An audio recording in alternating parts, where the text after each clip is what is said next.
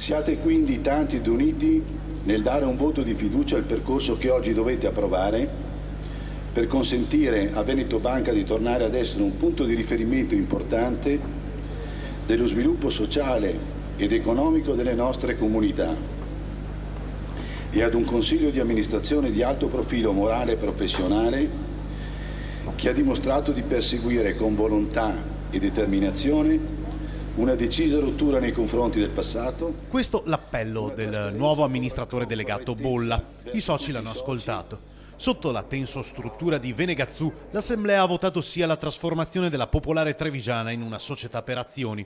I sì sono stati 11.102, pari al 97,12% dei presenti. I no sono stati appena 244. Trasformazione in SPA. Favorevoli 11.102 voti, 97,12%. Una giornata ad alta tensione, quella vissuta per le sorti di Veneto Banca, con tanti risparmiatori in lacrime per aver perso i risparmi di una vita, frutto di un'amministrazione fuori controllo. Proprio contro la mala gestio del passato si sono scagliati partiti e associazioni. Un po' deluso. Un po' deluso? Sì. Un po' deluso, non avrei mai pensato. Ci rimetti i soldi, ma fra tutti i mali il minore. La fregata è stata grande, Sì. speriamo che le cose cambino e vadano in bene, però siamo molto ma molto delusi.